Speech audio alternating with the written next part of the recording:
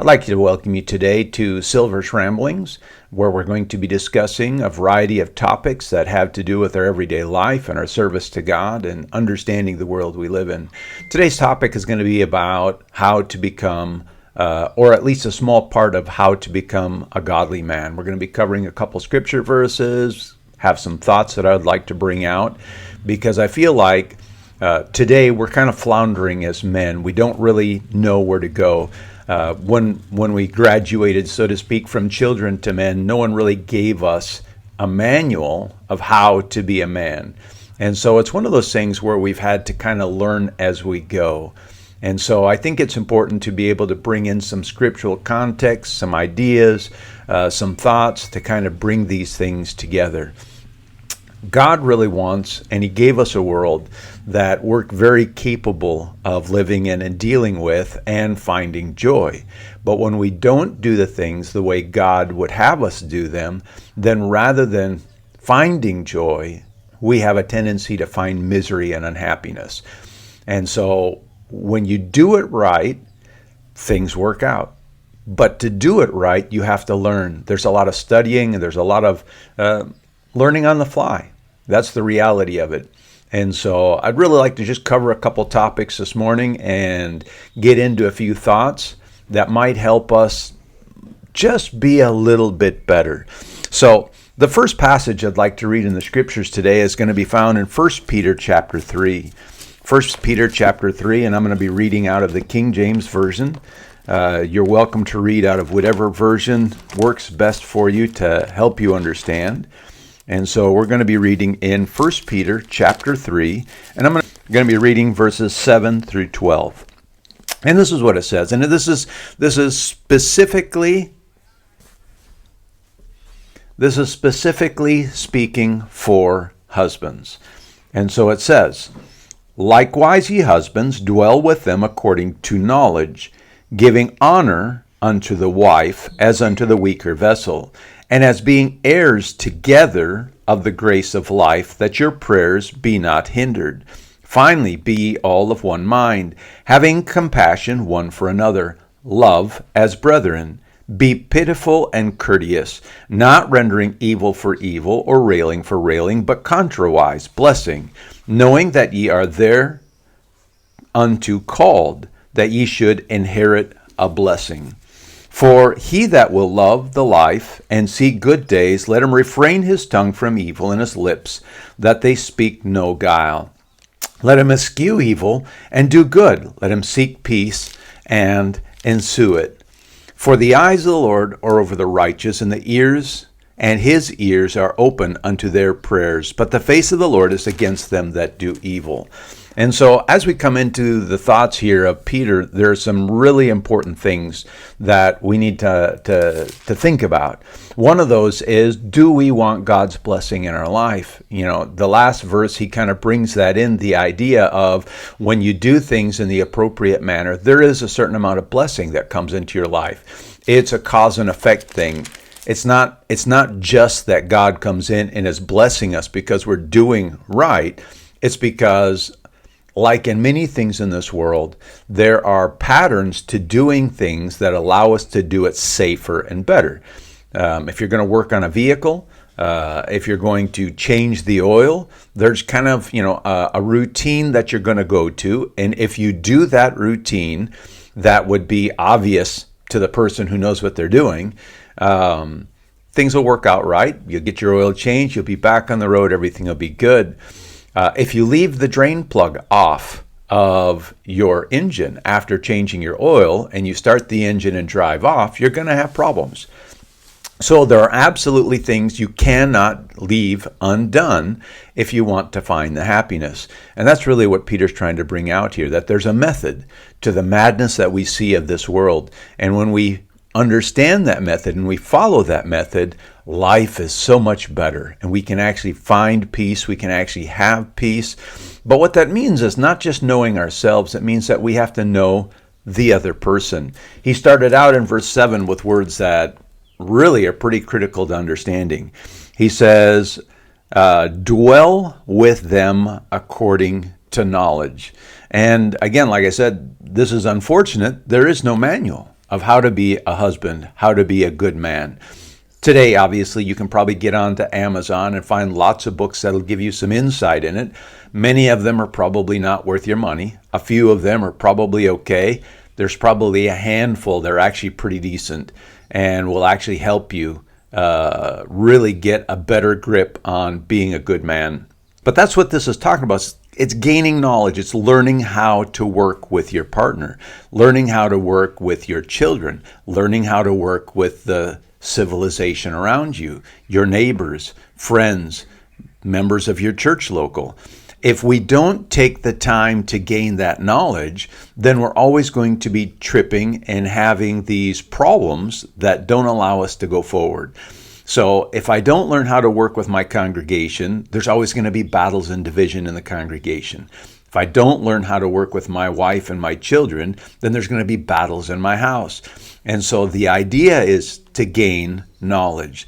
The idea is to change the way we function, learn by observation, learn by what we see around us, and become better people. When we do this, this allows us to work better in the environment that we're in. It says, the second part of verse 7, not only working with knowledge, it says, treating them as a weaker vessel. And this is not meant to degrade a woman in any way. There are many women in this world that are far stronger, even far smarter than men. But in the world that we live in, God has designated a man to be a protector. He's designated the man to be the guardian, to be the custodian, the defender. And this is actually pretty important in the concept of the difference between men and women. Men are very aggressive. We're naturally more adventurous. We're willing to put things on the line more. We're willing to go out and battle and shoot guns. There's so much more about the simple mental differences in psychology of men. The problem is when that psychology comes into a relationship, we become combative. We become tit for tat. We become people who are constantly battling, thinking that we're going to win our marriage and our happiness through these battles that we think we're going to win. And it doesn't work that way. This is why it's telling us that we need to change our mentality, specifically when it comes to being husbands and fathers. We can't come into this like a man on the battlefield. We have to come in with a different mentality. And we've got to begin to learn who the people we're working with are and how they operate, especially when you're talking about women. They operate different than us. And so I'd like to go to the second passage I'd like to read is in 1 Corinthians. And it's just one small verse, and it's so important in the bigger picture of all that we're looking at. 1 Corinthians chapter 1, and I'd like to read just one verse, verse 2. 1 Corinthians chapter 1, verse 2. And this is what it says.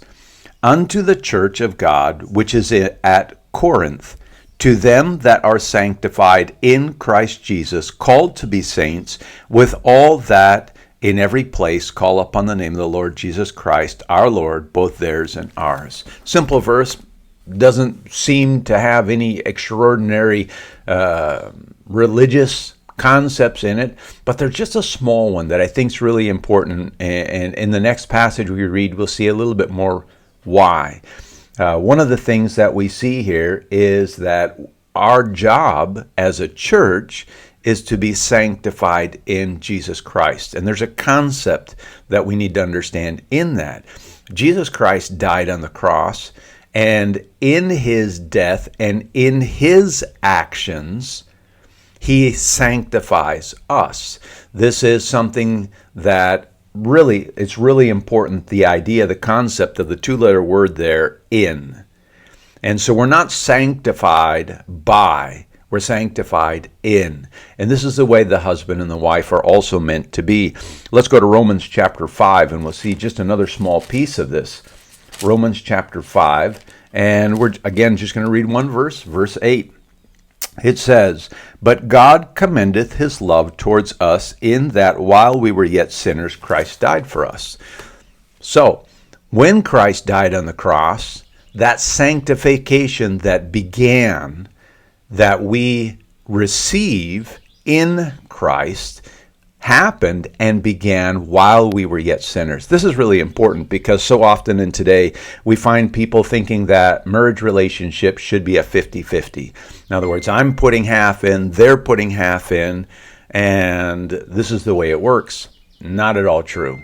As men especially, our job as a defender, our job as a protector, as the guardian, as the custodian of what's good, our job is always to put in 100%. We don't get the option of deciding, oh, well, my wife or my family or my community is not putting in as much as I am. That's not the way it works. If we want a good world where we can find true joy and happiness and safety for our family, we put in 100% of what we're capable of doing. And when we don't have any ideas about what to do, we pray about it and we ask God for guidance and direction so that we can put 100% in. And this is really important because this is what Jesus did. He didn't put 100% in because we were good people and worth dying for. He put 100% in while we were still the adversary, the enemy. And in other words, in a relationship, what you often have, especially in the breakdown of relationships, you get combativeness. And this is real easy for men because we are mentally oftentimes like warriors and we're ready to battle. You'll see this almost across the board in every conversation where you have men and women and there are differences of opinions. The men tend to be more aggressive. Not always, but they have that tendency and they need to moderate it. They need to take care that they are the protectors and not the aggressors. They need to step back and think sometimes about what the situation is or what the discussion is and maybe pause and just meditate and pray so that God can give them better understanding. Jesus came in and gave his life while we were still the enemy. And that's pretty phenomenal to think about.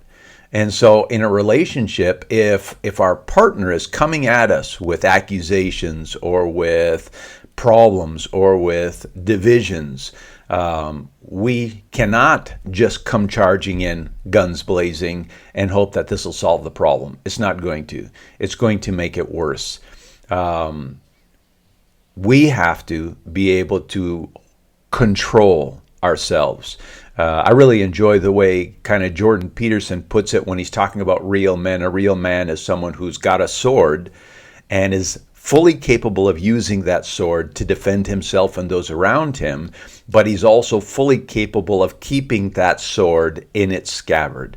In other words, he knows the appropriate time to have the aggression that a man needs to have to protect those around him, but he also has the appropriate willpower and control to not use that aggression inappropriately. And that's really important in a relationship because as soon as we come into that relationship in battle mode, our relationship is going to deteriorate rapidly. And if we don't get a control of it, it'll deteriorate into nothing. And this is why there's divorce in the world and too much divorce because people aren't coming to their senses on this. And unfortunately, they think it's the other person, that's the problem. And the reality of it is these people, they get divorced, then they go out and find someone else who's maybe better in some significant way, and they think, okay, this time it'll work. But they're coming into the situation as the same person. They haven't changed. They haven't recognized what they're doing to destroy their relationship. And so soon you have a second divorce and sometimes a third, fourth, and some people, many more. And it's because the change is in here. The change is not external. And you have to start inside of yourself, understanding what God has asked us to do. And so as a husband, as a man, my duty in protecting, my duty in guarding and being a custodian is that my family, my wife can come closer to God through what I'm doing. that the concept of sanctification in. So what I am and what I'm doing is setting the stage so that they, if they want to, can follow. And this is what Christ did. He set the stage. He gave his life for his enemy so that he could save his enemy. He could have come to the battlefield guns blazing, but he didn't. He gave his life to save his enemy. And whether you think about it from that term as a warrior, or if you're thinking about it from the term as even a friend, what friend wouldn't give his life for his best friend? And so this is the concept. The idea is to save those around us in a meaningful way. And so this is what we have to do. Let's go on to the next passage I'd like to read, which is in Ephesians. Ephesians chapter 4. Ephesians chapter 4. Ephesians chapter 5, not chapter 4, and reading verses 25 through 33. Ephesians chapter 5, verses 25 through 33. And this is what it says, again, speaking specifically to the husbands.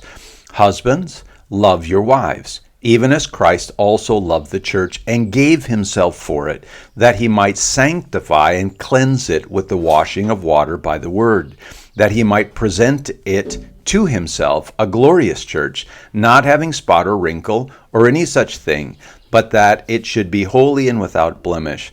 So ought men to love their wives as their own bodies. He that loveth his wife loveth himself. For no man ever yet hated his own flesh, but nourisheth and cherisheth it, even as the Lord, the church. For we are members of his body, of his flesh, and of his bones. For this cause shall a man leave his father and mother, and shall be joined unto his wife, and they two shall be one flesh. This is a great mystery, but I speak concerning Christ and the church. Nevertheless, let every one of you in particularly so love his wife, even as himself, and the wife see that she reverence her husband. And so we've got some new concepts coming in this passage that are really very important to understand and think about.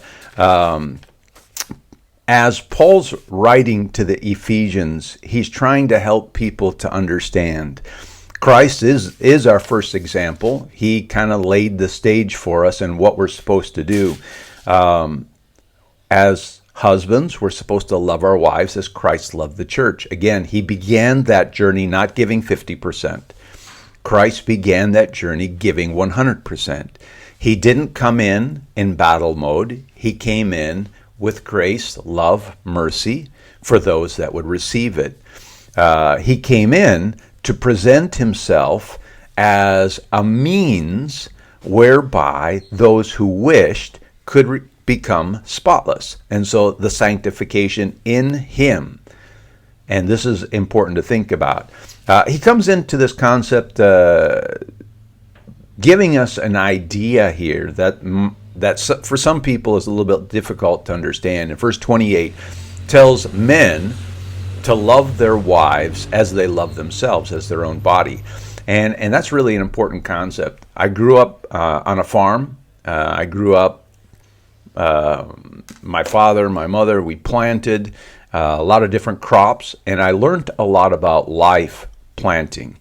For instance, if you take a tree, any plant, tomatoes, peppers, whatever you choose, and you give it all the water every day that you can ever imagine it might want. If you dump on the fertilizers, hoping that by giving it all this good vitamins and minerals, it will produce a really good plant, and you put it out in the sunlight forever and only sunlight, no clouds, you'll kill your plant.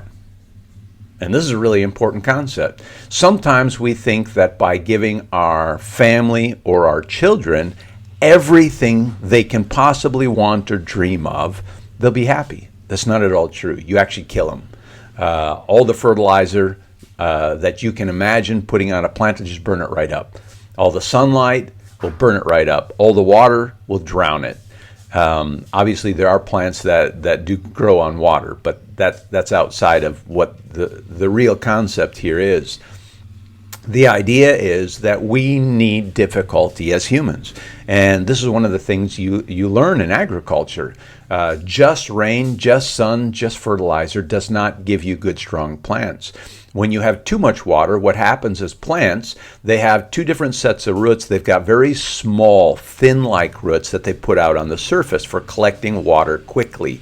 And then they have these long tap roots that go very deep. And this is for collecting water slowly and deep water. So if you're constantly watering a plant too much, it doesn't see the need to put down that deep tap root. It just puts the surface roots out. Well, when you get a huge rainstorm, it washes the plant out because it has no depth. It has no anchor to hold it in. And this is true for trees and the like. If they can't put in those deep tap roots, they actually are dangerous because those very small surface roots won't keep it firm and anchored. Same with fertilizer. Put a lot of fertilizer, even if it's not salt-based. If you put too much fertilizer, you're just overdoing the amount of minerals that are there in the soil, and you will toxify the plant and it will die. You'll think, I'm giving it what it needs, lots of it. No, it doesn't work that way. Much like humans, you can eat the best food in the world, but the fact of the matter is if you're constantly overeating, excessively eating, you will eventually toxify yourself. Our bodies aren't made for that, and our minds are not made for that. You cannot treat people as if they were princesses or something like that and just give them everything they want and need. You will destroy them. You're effectively killing them slowly, and that's not at all healthy. Plants, just like as we were talking about the roots, they need a little bit of difficulty and discomfort when there are moments of no water, moments that are small droughts. The plant activates its growing mechanism to put in that taproot deeper, to find the good water. And as long as the droughts aren't too long, so as to kill the plant, it will begin to balance those surface roots and those tap roots. And this makes it a very strong and enduring plant. When you give it just the right amount of minerals, not too much, not too often, then you get a very strong, healthy plant that can withstand the difficulties of life and produce good fruit. If you give it just the right amount of sunshine, it will be a healthy plant. And so you have to have this balance between how much sunlight you're giving it and how much darkness you're giving it.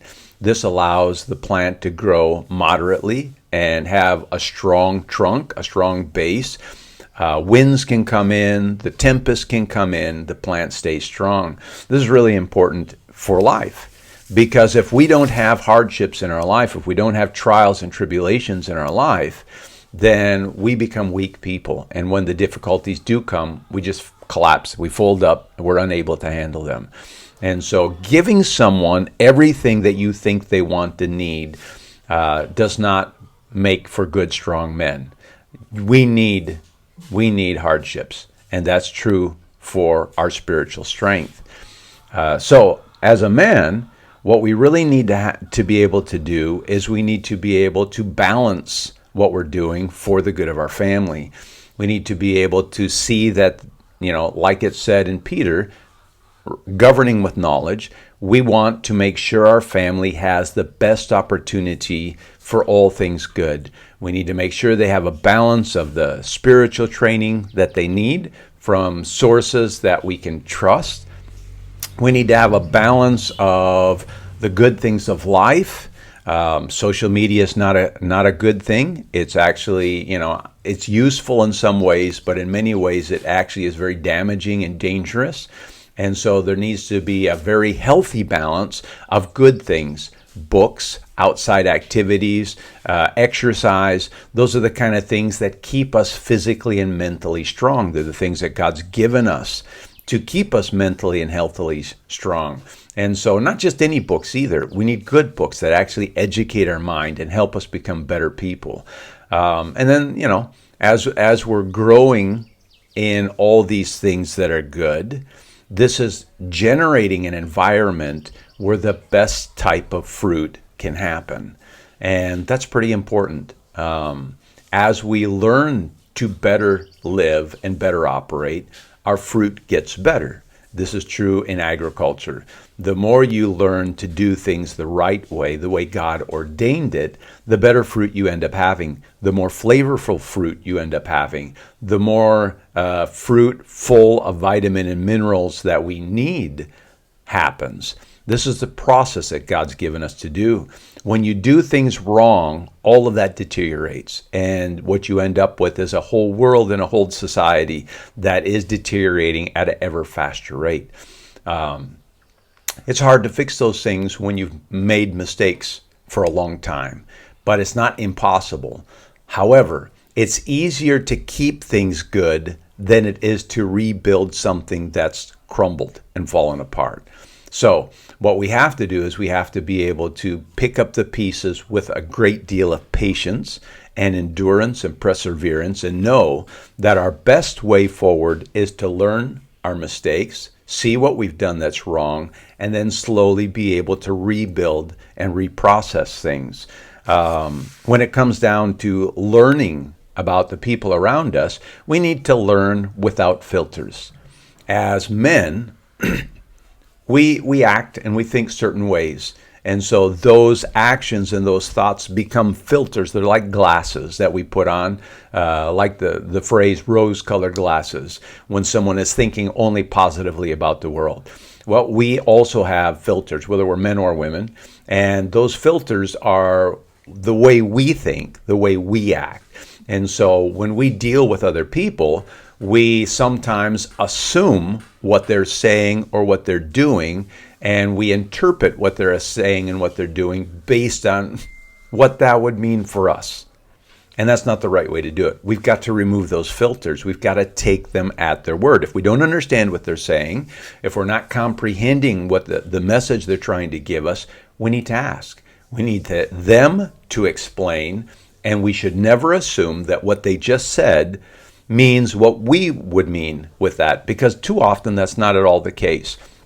Especially when we're talking about men and women. Men and women can say the same phrases and they mean opposite things. You know, if you have a situation and you're having a discussion with your partner, and a man says, okay, he means, okay, this is good, this is okay. A woman says okay, and it's a pause. It's a moment to stop and say, wait a minute, are we going the right direction here? And so there's a different thought process there. If a woman comes out and says, do whatever you think's best, I wouldn't do anything at all if I were you. I would stop flat in my tracks and say, okay, wait a minute, what am I not seeing here right? Unfortunately, you have men who take that phrase, do whatever you think's good, and they say, okay, I'm going to do whatever I think is good. And they do whatever they think is good. And essentially what they're doing is they're bulldozing, they're steamrolling over their partner and their family. And when their family begins to crumble, they're like, I just did what they told me to do. Why are they complaining?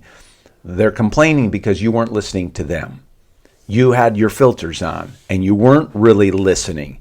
When they said do whatever you want to do or you think's right, that's not what they were meaning to say. And you didn't stop and ask them what they meant because you didn't care.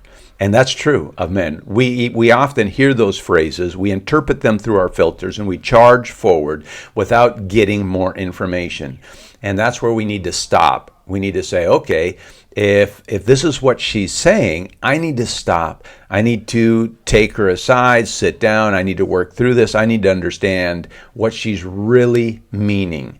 Because if I keep doing things and they're not turning out right, and we're causing fights and conflicts in our relationship, there's a problem, and I need to learn from them. So when she says these certain things, they should be red flags to stop. You're bulldozing over your spouse, and you can't do that. That's real easy for men to do because we're meant to be leaders. Psychologically, we are meant to be more as a leader. Obviously, not all men are programmed entirely equal, but for the most part, that's the way God's programmed us to be leaders. And so as we're charging forward, we just take this information and go on with whatever we think's right. You can't do that. As we go back to the beginning, God intended for two to become one. This means I have to understand my partner. I have to understand when she says, fine, she's not saying all is good and well. She's saying I'm in deep trouble and I better start paying attention. If she says, I don't care, the fact of the matter is she does care, and she cares a lot. Any man who's ever tried to take his wife out to a restaurant, the second he asks, where would you like to eat? And she says, I don't care. Just try to name off anything that you'd like to go to. You'll find real quick that she does care. And those kind of situations should be wake-up moments for men.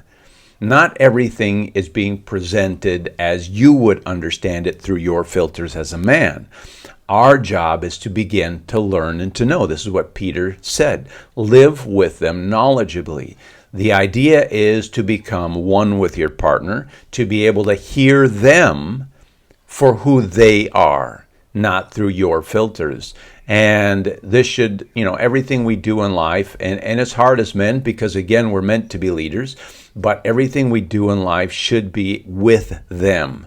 And that really, God has given us a lifetime to figure this out, and we need the whole lifetime because, especially men, we're very slow learners. And unfortunately, too often, we will destroy a relationship thinking that we're doing everything good and right, when in reality, we actually are destroying our relationship. We're destroying our family. We're destroying our children. We're coming in not as protectors, but we're coming in as an enemy. I think about the serpent in the garden with Eve and how the serpent, with his wily words, was destroying the relationship between Adam and Eve. Eve didn't understand it. She didn't understand that everything that the serpent was saying was about to put a huge wall between her and her husband. But she listened to the serpent. She listened to his sweet words that gave her the idea of something great coming out of this rebellion that she had. She ate the fruit and she went to Adam. Now what? What's Adam supposed to do? Tell Eve, sorry, you ate the fruit, you're out on your own. And now Adam's going to be out on his own? He made a choice. He made a choice to follow his wife. And that, of course, brought us to where we are today. It's really important that we think together.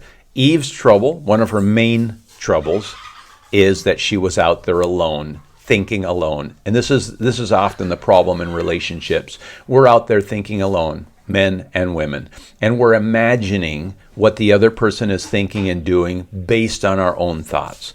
And we can't do that. We need to be able to sit down and have meaningful relationships. It is so vitally important to be able to sit down with your spouse and actually hear them. Not hear them through your filters, but actually hear them, what they're saying, and respect them. You want to go someplace and do something, a new job, a new adventure.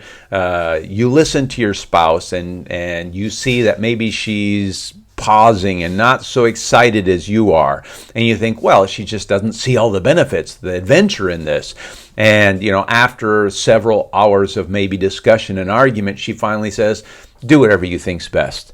You're not going to make your spouse happy by doing what you think is best. It's not going to work. It's not going to happen. You're going to fail, and you're beginning a life of sadness and misery. You've got to stop. You can't do that. You've got to be able to back up and know that the joy of your family, the peace of your family depends on you learning who your spouse is, defending them at all moments, protecting them, protecting their thoughts, protecting their ideas, not bulldozing over them, guarding them, being a custody of their soul and their mind. And, this tends to be a hard thing for men, except on the battlefield. We're really good on the battlefield, typically speaking, protecting those around us. But in a relationship, it's very hard for us.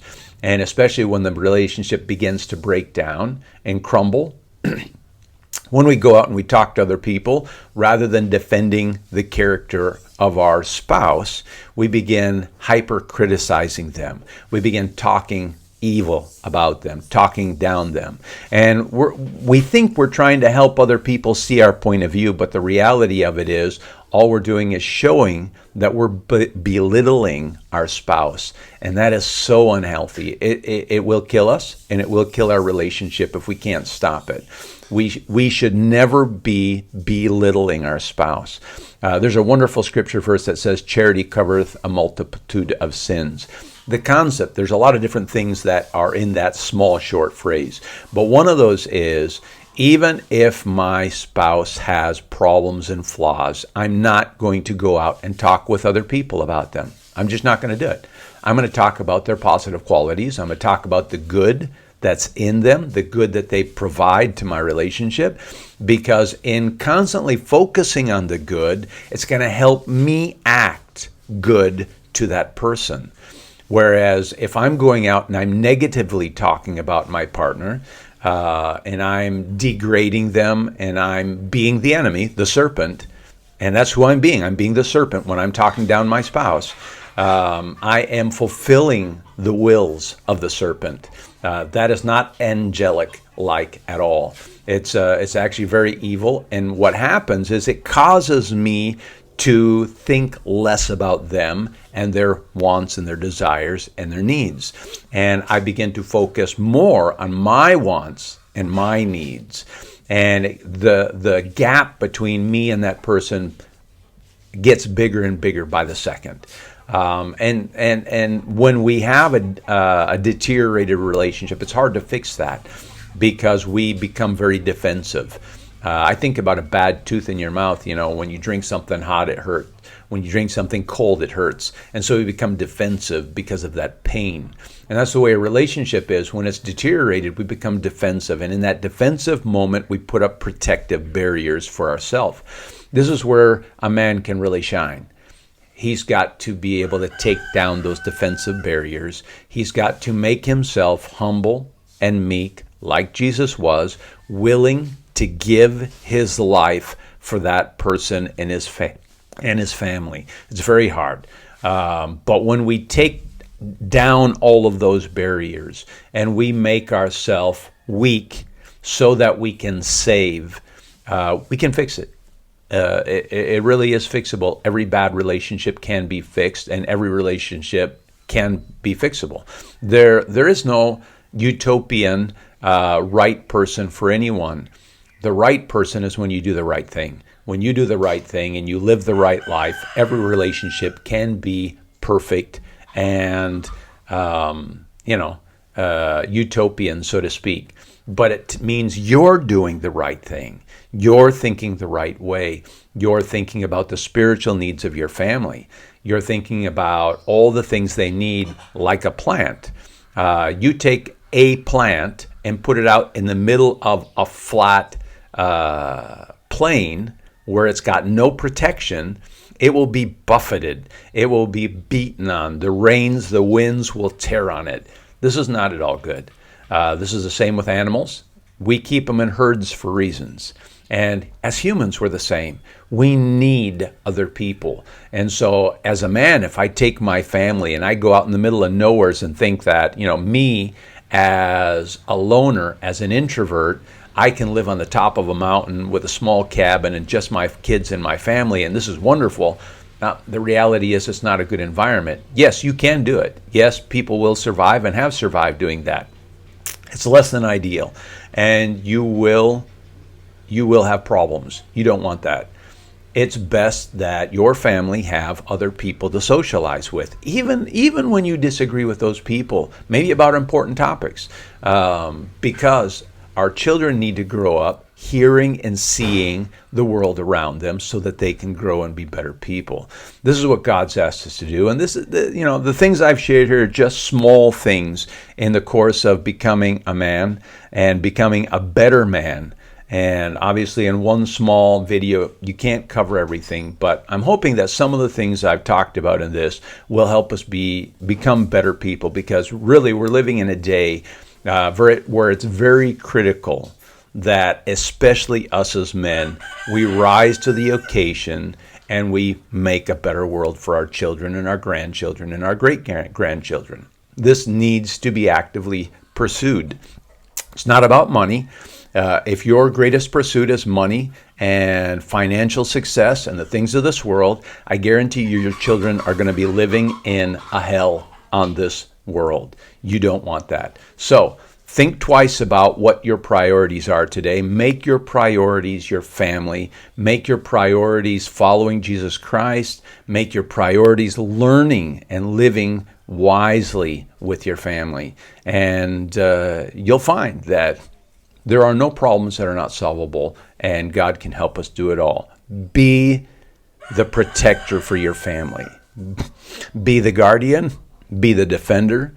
Be the custodian of their salvation, and do what's right. Learn who your family is, who your children are. Listen to them. Truly listen to them, and defend them.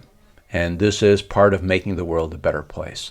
Hope this helps in some small way for those who are out there who are having trouble. God bless.